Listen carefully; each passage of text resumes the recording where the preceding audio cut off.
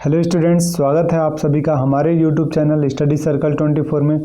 तो स्टूडेंट्स, आज के वीडियो में हम बात करने वाले हैं आपके महत्वपूर्ण प्रश्नों का, मीन्स इम्पॉर्टेंट प्रश्नों का, जिसमें कि मॉडल प्रश्न जो आपके मॉडल क्वेश्चंस पेपर हैं उसके आंसर का।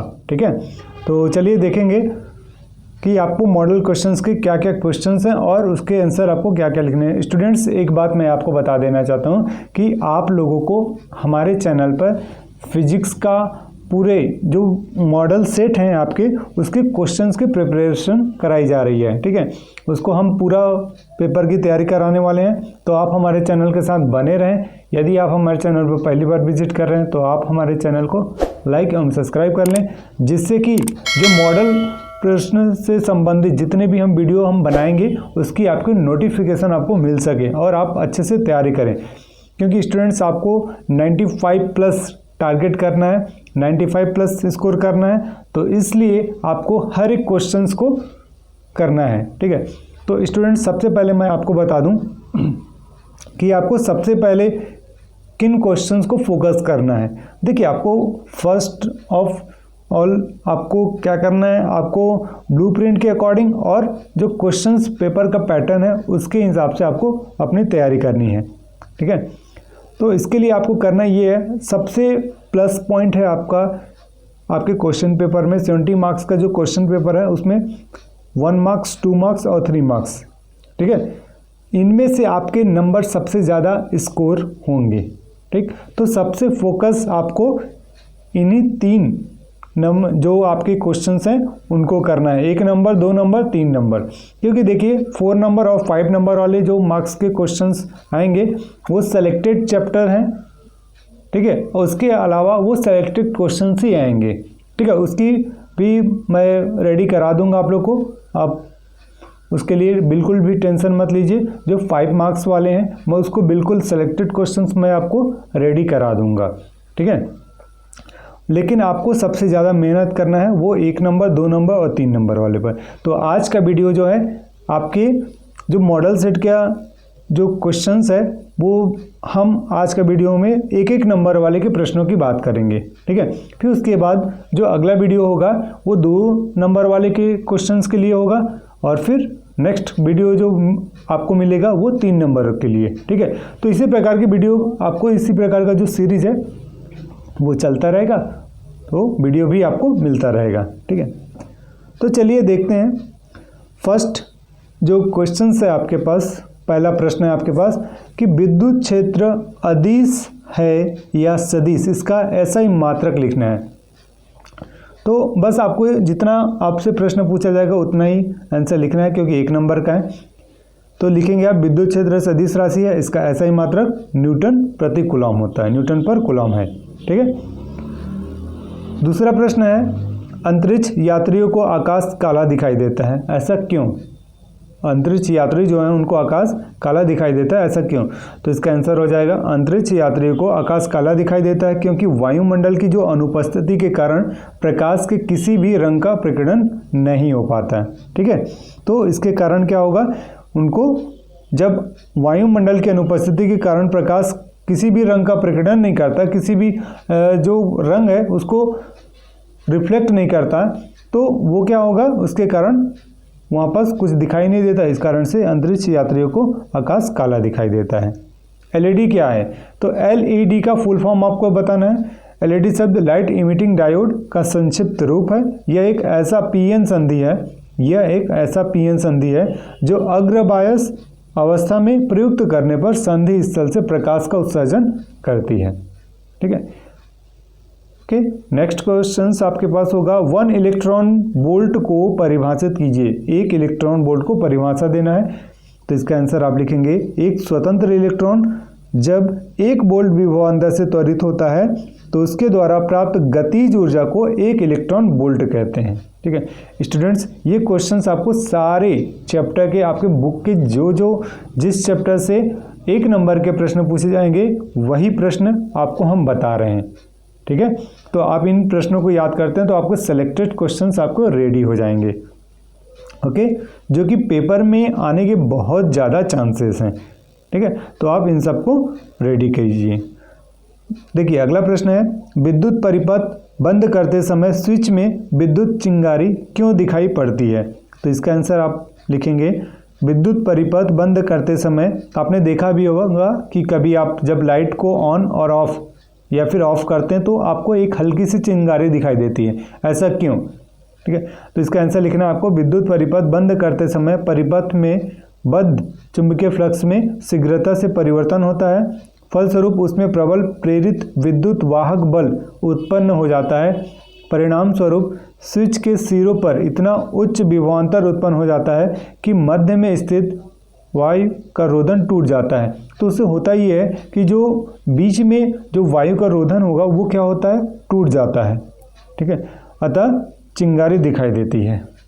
ठीक, तो उस समय याद रखिएगा प्रबल प्रेरित विद्युत वाहक बल उत्पन्न हो जाता है जब आप ऑफ करते हैं, तो है ना, उसी के परिणाम स्वरूप स्विच के सिरों पर इतना हाई पोटेंशियल यानी उच्च विभवांतर उत्पन्न हो जाता है कि उसके बीच में वायु का रोधन टूटने के कारण ही वो चिंगारी दिखाई देती है। ठीक है, अगला प्रश्न है आपके पास, सौर सेल को परिभाषित कीजिए। तो इसका आंसर आप लिखेंगे कि वह युक्ति जो सौर ऊर्जा में परिवर्तित करता है, यानी जो सूर्य का जो प्रकाश है उसको सौर ऊर्जा में परिवर्तित करता है, उसे सौर सेल कहते हैं। ठीक है, वह युक्ति जो सौर ऊर्जा को क्या करता है, ऊर्जा में परिवर्तित करेगा। ठीक, यानी सूर्य का प्रकाश, आप ऐसा भी लिखेंगे कि वह युक्ति जो सूर्य के प्रकाश को सौर ऊर्जा में परिवर्तित कर दे उसे सौर सेल कहते हैं। अगला प्रश्न है, आकाश नीला क्यों दिखाई देता है? तो इसका आंसर आप लिखेंगे, जब सूर्य प्रकाश वायुमंडल में प्रवेश करता है तो यह वायु के अणुओं के द्वारा विभिन्न दिशाओं में प्रकीर्णित हो जाता है। नीला आकाश अन्य रंगों की अपेक्षा अधिक प्रकीर्णित होता है। नीला प्रकीर्णित प्रकाश हमारी आंख में पहुंचता है जिससे हमें आकाश नीला दिखाई देता है। ओके, इसका आंसर ये हो जाएगा। स्टूडेंट्स, इन क्वेश्चन को आप अच्छे से नोट बना लीजिए, उसके बाद आप अच्छे से लिख लीजिए और उसको याद कीजिए। ठीक है, वीडियो को 1 से 2 बार आप देखेंगे तो याद भी हो जाएगा आपको, इसीलिए मैं सारे प्रश्नों के आंसर को बता रहा हूं जिससे कि आपको सुनकर भी याद हो जाए। ठीक है, और वीडियो को अंत तक देखें, पूरे प्रश्नों को देखें। अगर आपने अभी तक नहीं पढ़ा है तो आप इस वीडियो को 2 से 3 बार देखिए, पूरा देखिए, आपको समझ में भी आ जाएगा और याद भी हो जाएगा। ओके, अगला प्रश्न है, स्वप्रेरण क्या है? इसका आंसर होगा, जब किसी कुंडली में एक कॉइल है, जब किसी कुंडली में बहने वाली धारा के मान में परिवर्तन किया जाता है तो उस कुंडली से बद्ध चुंबकीय फ्लक्स में परिवर्तन होता है। तो फ्लक्स को फाई से दर्शाते हैं। ठीक है, फ्लक्स को फाई से दर्शाते हैं, तब फलस्वरूप उस कुंडली में प्रेरित धारा उत्पन्न हो जाती है। इस परिघटना को स्वप्रेरण कहते हैं। ठीक है, स्वप्रेरण को एल से भी दर्शाया जाता है। अगला प्रश्न है आपके पास, पीएन संधि डायोड के उत्क्रम अभिनत से आप क्या समझते हैं? 1 नंबर का प्रश्न है, जितना पूछा जाता है आपको उतना ही लिखना है। देखिए इसका आंसर आप बताएंगे, जब बैटरी के धन सिरे को एन क्षेत्र के बाह्य सिरे से तथा ऋण सिरे को पी क्षेत्र के बाह्य सिरे से जोड़ा जाता है तो इसे उत्क्रम अभिनति कहते हैं। ठीक है, ये इसका आंसर हो गया। अगला प्रश्न है आपके पास, कितने इलेक्ट्रॉनिक आवेश मिलाकर 1 कूलम्ब आवेश बनाते हैं? कितने इलेक्ट्रॉनिक आवेश मिलाकर 1 कूलम्ब आवेश बनाते हैं? तो याद रखिएगा इसका आंसर होगा 6.25 × 10⁻18 इलेक्ट्रॉन आवेश।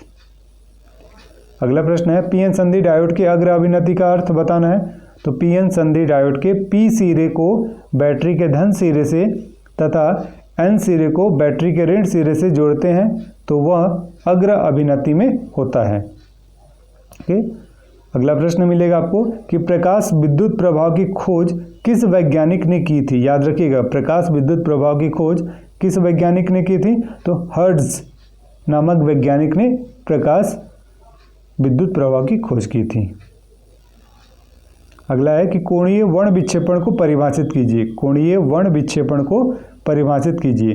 तो याद रखिए, किन्हीं दो रंगों की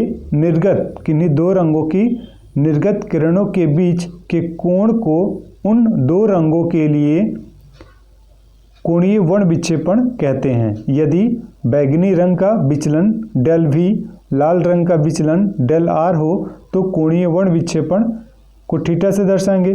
तो कोणीय वर्ण विक्षेपण बैंगनी रंग और लाल रंग का दोनों का अंतर हो जाएगा, तो del V minus del R लिख देंगे। ठीक है, तो theta is equal to del V minus del R, ये इसका फॉर्मूला हो जाएगा। अगला प्रश्न है आपके पास, चुंबकीय फ्लक्स क्या है, इसका एसआई मात्रक लिखिए। तो इसका आंसर लिखेंगे आप, चुंबकीय क्षेत्र में स्थित किसी तल से लंबवत गुजरने वाली कुल क्षेत्र रेखाओं की संख्या को चुंबकीय फ्लक्स कहते हैं, उसे फाई से दर्शाते हैं। ठीक है, इसका मात्रक हो जाएगा, एसआई पद्धति में मात्रक वेबर होता है। ठीक है,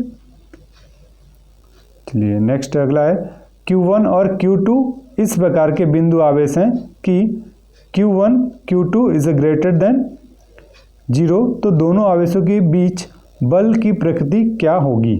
तो आपको इसका आंसर बताना है, Q1 into Q2 is greater than 0 का अर्थ है कि दोनों आवेश या तो धनात्मक होंगे या तो पॉजिटिव होंगे या तो दोनों ऋणात्मक होंगे, अतः बल की प्रकृति कैसा होगा, प्रतिकर्षण होगा, है ना। ठीक है, तो आपको इसका आंसर ये बताना है, राइट। तो स्टूडेंट्स, आज के वीडियो में हमने 1 नंबर वाले सारे प्रश्नों को देखा, और अब जो आपको अगली वीडियो मिलेगी तो वो मिलेगा 2 नंबर और 3 नंबर के प्रश्नों के लिए। ठीक है, उसके बाद हम ऐसे एक एक करके वीडियो आपको हम पूरा मॉडल पेपर का तैयारी कराएंगे, पहले 1 नंबर वाले, फिर 2 नंबर, फिर 3, फिर उसके बाद 4 और 5 नंबर के। ठीक है, तो आप हमारे चैनल के साथ बने रहें, और यदि इसके अलावा यदि आपको किसी भी टॉपिक में चैप्टर के फिजिक्स के पूरे चैप्टर में से किसी भी टॉपिक को आपको अगर डिफ़िकल्ट लग रहा है तो आप इस वीडियो के कमेंट बॉक्स में कमेंट करें, उस टॉपिक का नाम डालें, उस टॉपिक का हम अलग से आपको वीडियो बनाकर प्रोवाइड करा देंगे। ओके, वो क्वेश्चंस हम बताएंगे जैसे आपको एग्ज़ाम में पूछे जाते हैं, राइट। तो हम सारे मॉडल क्वेश्चंस रेडी कराएंगे आपको, आप हमारे चैनल के साथ बने रहें और इस वीडियो को ज़्यादा से ज़्यादा अपने दोस्तों को भी शेयर करें। ठीक है, तो आज के वीडियो में इतना ही, मिलते हैं आपसे अगले वीडियो में, तब तक के लिए thank you and best of luck.